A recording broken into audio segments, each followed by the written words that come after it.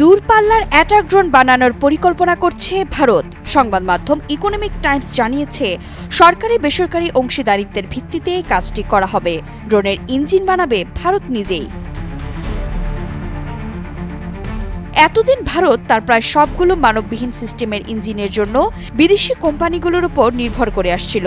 তবে এবার নতুন চালকবিহীন আকাশযান তৈরিতে ব্যবহার করা হবে ভারতেই তৈরি করা ওয়াঙ্কেল ইঞ্জিন। বেসরকারি company solar defence and aerospace limited এই ড্রোন প্রকল্পের অংশীদার। প্রথমত ৩০ হর্স পাওয়ারের ওয়াঙ্কেল ইঞ্জিন প্রযুক্তি নিয়ে কাজ করা হবে। এসব ড্রোন ৯ ঘন্টা পর্যন্ত উড়ে যেতে এবং ৫৬০ মাইলেরও বেশি দূরের লক্ষ্যবস্তুতে আঘাত করতে পারবে বলে আশা করা হচ্ছে। নাম প্রকাশে অনিচ্ছুক সূত্রের বরাতে ইকোনমিক টাইমস জানিয়েছে, ৫০ হর্স পাওয়ারের ইঞ্জিন নিয়েও কাজ চলছে। শীঘ্রই সার্টিফিকেশন এবং পরীক্ষামূলক উড্ডয়ন চালানো হবে। এরপর বাড়ানো হতে পারে ৯০ হর্স পাওয়ারের ইঞ্জিনও। এই ইঞ্জিন চালকবিহীন আকাশযানের ক্ষমতা বাড়াতে ব্যবহার করা হবে।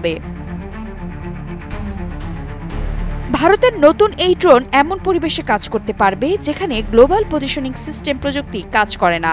এক্ষেত্রে ড্রোন তার পেলোড রিয়েল টাইম কৃত্রিম বুদ্ধিমত্তা কাজে লাগিয়ে পরিস্থিতি বুঝে সিদ্ধান্ত নেবে বলে আশা করা হচ্ছে। চুক্তি অনুসারে NAL প্রযুক্তি হস্তান্তর করবে আর ড্রোন বানাবে। SDAL এর দায়িত্ব হবে দেশে বিদেশে ড্রোনগুলোর উৎপাদন এবং বিপণন দেখভাল করা। দেশটির প্রধানমন্ত্রী নরেন্দ্র মোদীর মেক ইন ইন্ডিয়া উদ্যোগকে শক্তিশালী করে তুলতে দেশীয় নির্মাতাদের কাজে লাগাচ্ছে ভারত, বিশেষ করে প্রতিরক্ষা খাতে। ভারতীয় মহাকাশ গবেষণা সংস্থার আয়োজনে সম্প্রতি একটি ড্রোন চ্যালেঞ্জ অনুষ্ঠিত হয়েছে। তরুণ উদ্ভাবকদের উৎসাহিত করার এই আয়োজনের প্রশংসায় মেতেছেন মোদী।